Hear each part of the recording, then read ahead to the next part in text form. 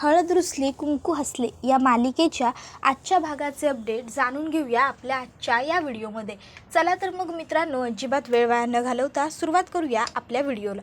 तर आता आपण इथे पाहतोय की दुष्यंत जो आहे तो आता खूप घाईघाईने आलेला असतो. तो गाडीत बसतो पटकन आणि गाडी घेऊन तिकडनं निघून जातो. आता जसाच दुष्यंत गाडी घेऊन तिकडनं निघून जातो त्याबरोबर बाळजाबाई ह्या लगेच पुढे येतात आणि म्हणत असतात, चला आता सुरुवात झाली सौभाग्यवती कृष्णा दुष्यंत रांगडे पाटील हिच्या आयुष्यात येणाऱ्या वादळाला यायची. कृष्णे आता 2 हातांनी त्या येणाऱ्या वादळाचं स्वागत कर तुझ्या आयुष्यात. बघ आता काय घडतं इथे. इतक्यात कृष्णा त्या ठिकाणी बाहेर येते. कृष्णा विचार करते, बापरे, दुष्यंत सरकार गाडी घेऊन गेलं बी. काय घडलं नसेल ना? एवढ्या घाईघाईत दुष्यंत सरकार गेलं कुठं असतील? काय झालं असेल? नाही कृष्णे, उगा एवढा विचार नग करूस. काय झालं नसेल, समजा ठीकठाक असेल, पर नक्की नवं. आता ती विचार करत असते. इतक्यात बाळजाबाई तिला विचारतात, काय गं, कसला एवढा विचार करतेस? काय झालंय काय? त्यावर बाळजाबाईंनी हे असं विचारल्यामुळे कृष्णा म्हणते, काय नाही, पर माझ्या नवऱ्यानं मला सरप्राईज दिलं ना मोठ्ठंच्या मोठं, त्याच्याबद्दलच जरा विचार करत होतो. पण तुमचं काय हो, तुम्ही इथं? त्यावर बाळजाबाई म्हणतात, काय सरप्राईज दिलं नवऱ्यानं? बाबा, मोठं सरप्राईज दिलं? त्यावर कृष्णा म्हणते, होय, मोठंच सरप्राईज होतं. पण तुमचं काय? त्याबरोबर बाळजाबाई म्हणते, माझं काय म्हणजे? त्यावर कृष्णा म्हणते, अहो म्हणजे तुम्ही इथं उभं राहून कुणाचा म्हणजे कशाचा एवढा विचार करायला आहे? माझा विचार करायला आहे काय? त्याबरोबर बाळजाबाई म्हणतात, कृष्णा, एवढी महत्त्वाची नाही आहेस गं माझ्यासाठी तू, की म्या इथं उभं राहून बी तुझा विचार करीन. कळलं ना? लक्षात ठेवायचं. त्यावर कृष्णा म्हणते, बरं बरं. त्याबरोबर लगेचच आता बाळजाबाई ह्या मनातल्या मनात म्हणत असतात, कृष्णे, आता जे घरला येणारं सरप्राईज आहे का नाही, त्याच्या तयारीला लाग. आता बघ ते सरप्राईज येतंय ते कसं येतंय ते, तेव्हा लई मोठा धक्का बसणार आहे तुला, लईच मोठा धक्का. आता बाळजाबाई हा विचार करतात आणि असो तू थांब, म्या जातो एवढं म्हणून तिकडनं थेट कृष्णा आणि दुष्यंतच्या बेडरूममध्ये येतात. बेडरूममध्ये येऊन मग बाळजाबाई बघतात तर काय, दुष्यंतनं कृष्णासाठी खोली अगदी उत्तम आणि छान सजवलेली असते. आता ते बघून बाळजाबाईंना खरं तर खूप राग येतो, पण आता त्या त्यांचा राग व्यक्त करत नाही. तर दुष्यंतने जे लेटर लिहिलेलं असतं ते लेटर पाहण्यासाठी त्या पुढे येतात. मग आता त्या दुष्यंतने लिहिलेलं ते लेटर वाचतात. तर त्यामध्ये दुष्यंतने लिहिलेलं असतं, कृष्णा, आपलं दोघांचं लग्न झालं तेव्हाची परिस्थिती वेगळी होती आणि आत्ताची परिस्थिती खूप वेगळी आहे आणि आता मला तुला बायको म्हणून स्वीकारायचं आहे. कृष्णा, कायम अशीच खुश राहा, हसत राहा, आनंदी राहा. तू कायम अशीच माझ्याबरोबर राहा. मला कायम आयुष्यभर तुझी साथ हवी आहे. मी ठरवलं आहे, बायको म्हणून जे हक्क जे अधिकार तुझे आहेत ते सगळं तुला द्यायचं. आता तू माझी बायको आहेस त्यामुळे तुला तुझ्या गोष्टी तर मिळायला हव्याच. आता हे सगळं बाळजाबाई वाचतात आणि बाळजाबाईंना आता खूपच जास्त राग येतो. बाळजाबाईंना वाटतं की हे सगळं काय आहे, पण बाळजाबाई ह्या आता रागाने सरळ तिथं जी मेणबत्ती सुरू असते त्या मेणबत्तीने आता त्या जाळून टाकतात ते दुष्यंतने लिहिलेलं लेटर, जेणेकरून आता ते लेटरच उरलं नाही तर काही फरकच पडत नाही, कसला प्रश्न उद्भवणारच नाही. मग बाळजाबाईंनी ते लेटर जाळल्यावर त्या म्हणत असतात की कृष्णे, तू किती बी प्रयत्न कर माझ्या लेकाच्या आयुष्यात शिरण्याचा, पण काय बी झालं तरी म्या असं होऊ द्यायची नाही. म्या तुला दुष्यंतच्या आयुष्यात कधीच नाही येऊ देणार. दुष्यंत आणि तू, तुमच्यात लई अंतर आहे. जमीन आणि आसमान ह्याच्यात जेवढं अंतर आहे की नाही, तेवढं तुम्हा दोघांमध्ये अंतर आहे. त्यामुळं ते अंतर म्या तुला विसरू द्यायची नाही. कायम लक्षात ठेवायला लावणार म्या तुला ते अंतर, आणि कायम तुझ्यामध्ये आणि दुष्यंतमध्ये ते अंतर म्या निर्माण भी करणार. लक्षात ठेव, शेवटी म्या तुला ह्या घरची सून म्हणून कधी भी राहू द्यायचो नाही. ह्या घरची सून होण्याच्या मुळात तू लायकीचीच नाही. आता इकडे कृष्णा ही देवाजवळ प्रार्थना करत बसलेली असते. ती देवाला म्हणत असते की दुष्यंत सरकार जिथं कुठं गेल्यात का नाही देवा, तिथं काय बी आखरीत घडलेलं नसू दे, समज व्यवस्थित असू दे. दुष्यंत सरकारांच्या पाठीशी उभा राहा. जर ते कुठल्या अडचणीत असतील तर त्यांना सांभाळून घे देवा. त्याबरोबर आता कृष्णा ही देवाला सांगत असते, दुष्यंत सरकारांनी लई मोठी जबाबदारी सोपवली आहे माझ्यावर, माझं कुकू राखण्याचं. आणि ती जबाबदारी बी लई मोठी आहे. आणि म्या माझ्या जीवानं जितकं होईल तितका समजा पुरा प्रयत्न करून बघ माझा संसार आणि माझं कुकू दोन्ही बी राखण्यासाठी. इतक्यात आता कृष्णाला दिसतं की समोर जो दिवा तिने देवापुढे लावलाय तो दिवा आता विझतोय. कृष्णा तो दिवा विझत असताना आता त्या दिव्याला वाचवायला जाते, पण तो दिवा विझतोच. इतक्यात आता त्या ठिकाणी दुष्यंत हा पूजाला घेऊन घरी आलेला असतो. आता पूजाला दुष्यंतच्या हातावरती हे अशा पद्धतीने झोपलेलं बघून कृष्णाला खूप मोठा धक्का बसतो. कृष्णा लगेच तिकडे धावत येते आणि दुष्यंतला विचारू लागते, दुष्यंत सरकार, पूजेला काय झालं? पूजे. आणि मग आता कृष्णा पुढे येते. आता दुष्यंत हा गप्प उभा असतो, तो काहीच बोलत नसतो. कृष्णा जोरात ओरडते, अहो दुष्यंत सरकार, काय झालंय काय पूजेला आमच्या? अहो बोला की काहीतरी, तुम्ही अशी गप्प कशा पायी आहे? काय झालंय?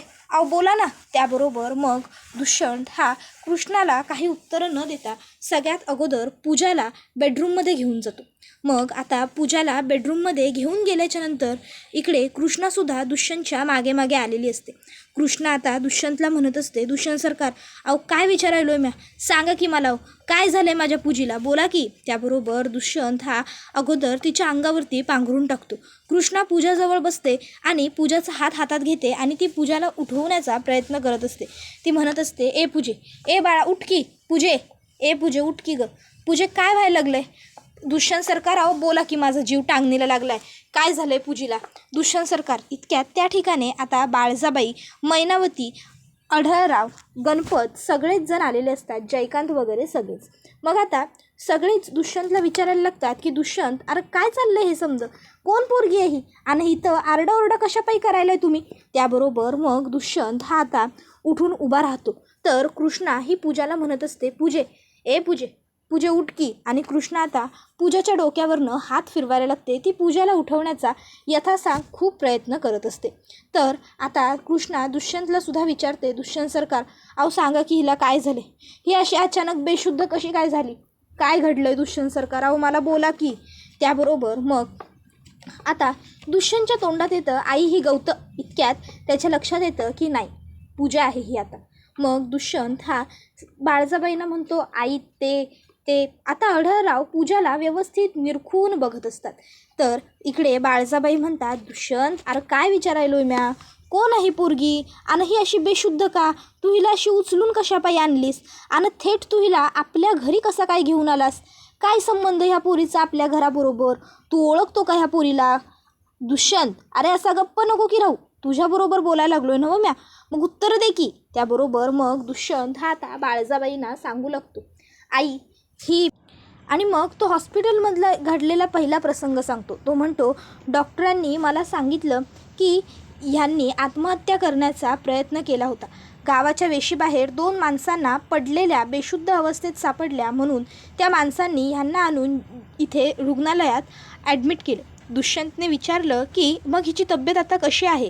त्यावर डॉक्टरांनी सांगितलं की फारशी काही बरी नाही आहे, म्हणजे त्यांना स्मृतिभ्रंश झालेला आहे आणि त्याबरोबर त्यांच्याकडे एक सुसाईड नोटसुद्धा आम्हाला सापडलेला आहे.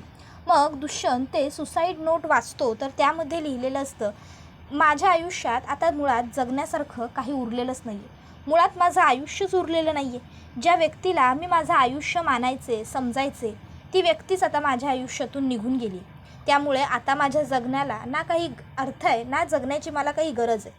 आता डॉक्टर सांगत असतात की सध्या यांची अवस्था खूपच जास्त नाजूक आहे, नाही म्हणजे स्मृतिभ्रंश झाल्यामुळे त्यांना अगदी व्यवस्थित सांभाळावं लागेल, त्यांची खूप सध्या काळजी घ्यावी लागेल, त्यांना जपावं लागेल खूप जास्त. अगदी लहान मुलांना आपण ज्याप्रमाणे ट्रीट करतो त्याप्रमाणे त्यांना सध्या आपल्याला ट्रीट करावं लागणार आहे.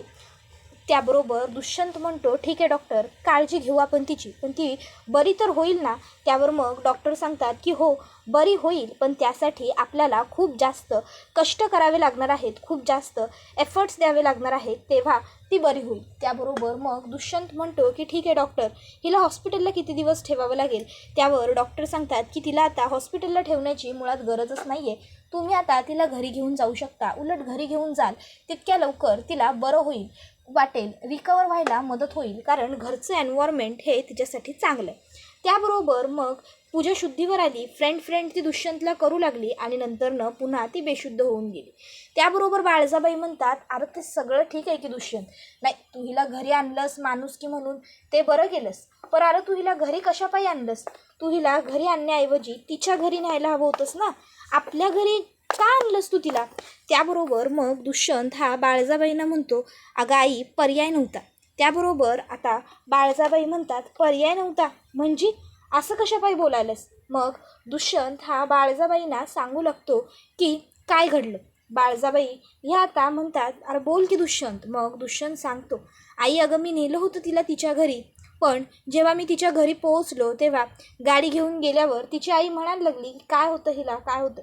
मग सावित्री पुढे सरसावली. सावित्रीने दुष्यंतला विचारलं, दुष्यंत सरकार काय होतंय पूजीला?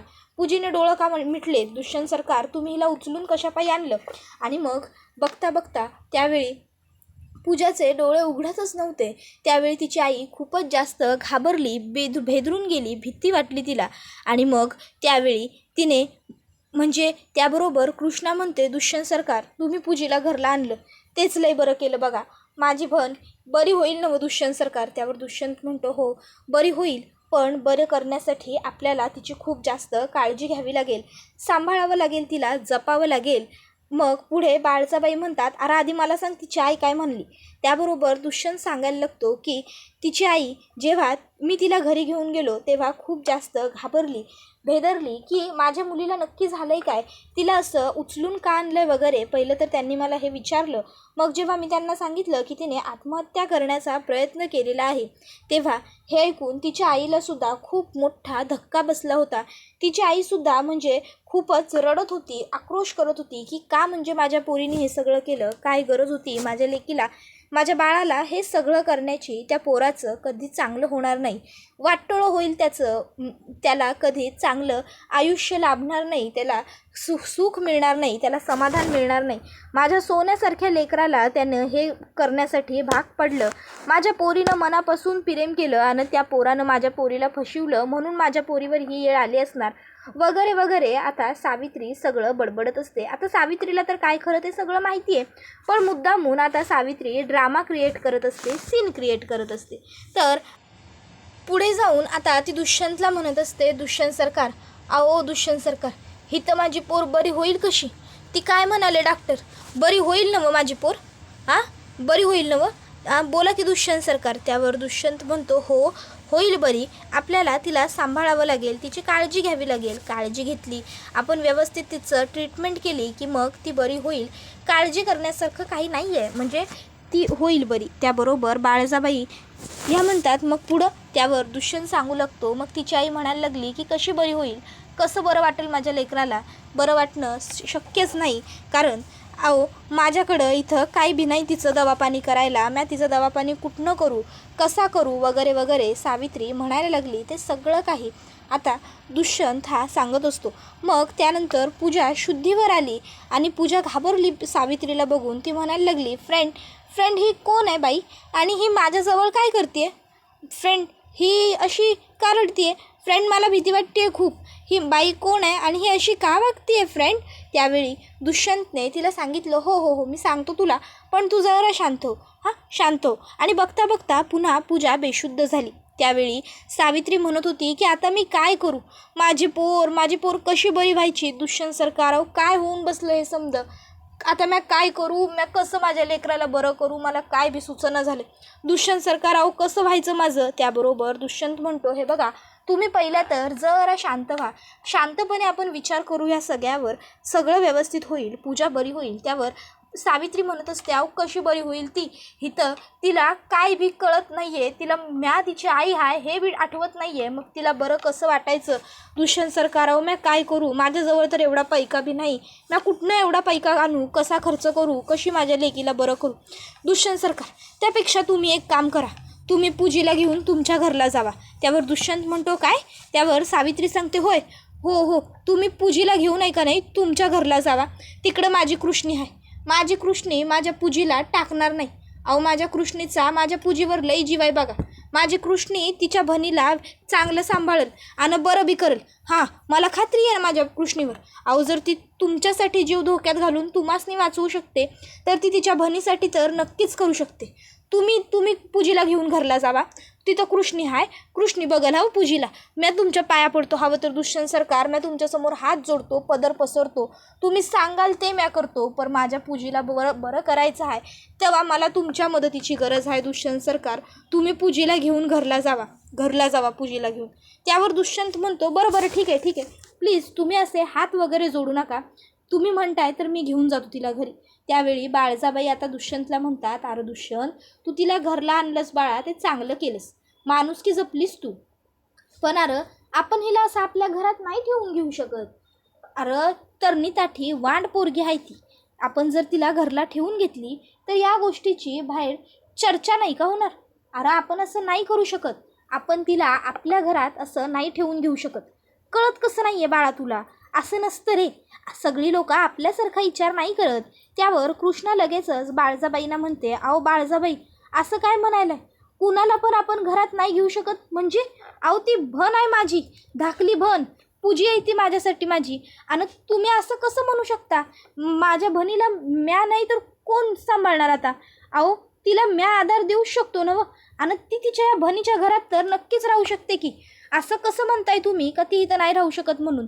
त्याबरोबर आता बाळजाबाई म्हणत असतात, अरे दुष्यंत, असं नसतं बाळा, आपण आई तर कोलीत नाही द्यायचं लोकांच्या हातात. त्यावर दुष्यंत म्हणतो, आई, अगं ऐक ना, ती कृष्णाची बहीण आहे हे तर झालंच, पण त्याबरोबर ती माझी कलीग होती. ऑफिसमध्ये आम्ही एकत्र काम केलं आणि आता कृष्णाची फॅमिली ही आपली फॅमिलीसुद्धा आहेच की. मग असं अडचणीच्या काळात आपण त्यांना मदत नको का करायला? त्यावर आता मैनावती म्हणते, अरे पण दुष्यंत, एवढी तरुणीसाठी वांड पोरगी घरात ठेवून घ्यायची म्हणजे अरे हे चांगलं काम नाही रे. म्हणूनच आम्ही दोघी बी बोलायलो नवं. त्यावर बाळजाबाई म्हणतात, दुष्यंत, अरे बघ, काकी बी समजवायला लागल्या नवं तुला. त्याबरोबर मग जयकांत हा पूजाकडे फक्त एकटक बघत असतो. तर गणपत म्हणतो, दुष्यंत, अरे आपण काहीतरी वेगळा मार्ग काढूया ना. त्यावर दुष्यंत म्हणतो, आई अगं असं कसं करणार आपण? कृष्णासाठी आपण पूजाला असं करायला नको. ती कृष्णाची कितीही झालं तरी बहीण आहे. त्याबरोबर कृष्णा म्हणते, हवं तर म्या तुम्हा समजांसमोर हात जोडतो. माझ्या बहिणीला असं घरातनं बाहेर नका काढू. अहो ती तिच्या या बहिणीकडे तर राहूच शकते ना, आजारी आहे ना ती. त्यानंतर मग कृष्णा पूजाचा हातात घेऊन बसलेली असते आणि ती पूजाला म्हणत असते, पूजे, अगं उठ की गं, काय झालं गं पूजे तुला हे? अगं तो कोण पोरगा होता? एक डाव मला तरी सांगायचं होतंस की त्याच्याबद्दल समज, मी काहीतरी केलं असतं की गं. तर आता दुष्यंत हे सगळं ऐकत असतो आणि मनात म्हणत असतो की कृष्णाला कधीच खरं कळायला नको. त्याबरोबर आता बाळजाबाई ह्या फोनवर बोलत असतात, तुला तुझ्या अभिनयासाठी बक्षीस तर मिळणारच आहे. होय हो. त्यानंतर जयकांत हा अलगच पूजाच्या खोलीत आलेला असतो आणि तो पूजाबरोबर काहीतरी फालतू करण्याच्या चान्समध्ये असतो. तो तिच्या डोक्यावरून, तिच्या गालांवरून हात फिरवत असतो. इतक्यात पूजाला जाग येतो आणि पूजा जोरात ओरडते, फ्रेंड फ्रेंड फ्रेंड.